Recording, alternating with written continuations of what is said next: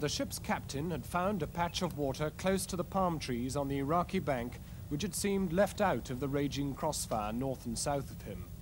But the 40,000-ton cargo ship, one of the biggest in the waterway, had been trapped here since the war began. In desperation, having raised a white flag of neutrality, the captain had hatched an escape plan. Relayed in secret to us, the 3 possible escape nights were coded banana, pear and apple. Tonight was to be pear. With some difficulty, we had alerted the Iraqi army to the plan, and after 3 days of trying, Operation Pear seemed to be on. There are problems with the coded secret escape plan that we have agreed with the master of this ship, and so the Iraqi commando major, who's in charge of this sector of the front, has decided that the only thing to do is for he and I to swim to the ship after nightfall, sort these problems out with the captain before any escape is then attempted. Communications with the ship were hard. We had to go by boat to another ship anchored well outside the war zone. This Singaporean freighter had watched out hourly for the threatened ship's signals. Now we had to use the radio to talk to the escapers in a way that others might not understand.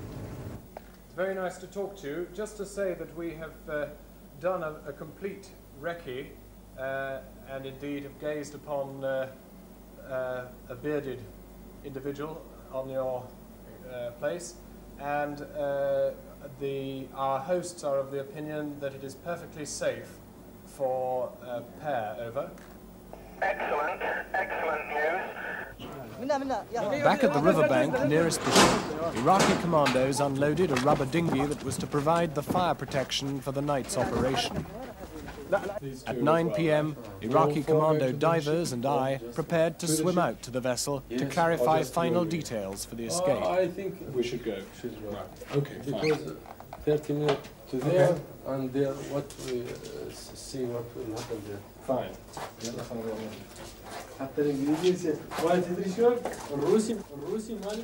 The ship was lit above deck to leave the murky Shatt al-Arab in darkness below. The 200-yard swim took us 20 minutes against a falling tide. Aboard, the Iraqi major and the ship's captain agreed final details, and stage 1 had been achieved without a shot fired. By 4 a.m, the tide had turned the ship's bows downstream. The ship's lifeboat, which was to carry all 23 escapers, was now directly opposite a small creek in which we could unload it. Suddenly, the almost silence was shattered by what seemed a devastating telltale scream as the lifeboat derricks lowered the craft into the water.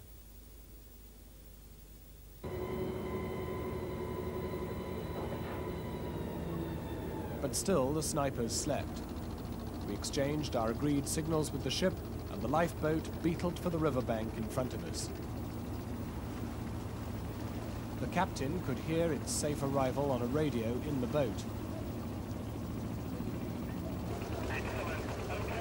A babble of excitement broke out as the trapped seamen and their wives touched ground for the first time in a month.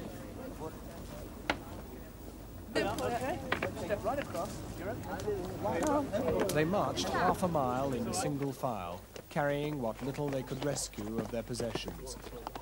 Winding paths through villages of mud-built houses. And at the Army's command post, relief that Operation Pear had been achieved. The small band of Iraqi soldiers who had secured the riverbank during the rescue provided beds to relax upon as the escapers told of their experiences. What about the actual journey from the boat, from the ship to the shore? That was the worst part, quite honestly. We thought that, we were sort of dreading that more. Well, if anything was going to happen, it would happen then. But, there was the 3 wives. We were thrown in first, basically, and the first one's right, thrown out. yeah, that's right. The first one's thrown out as well.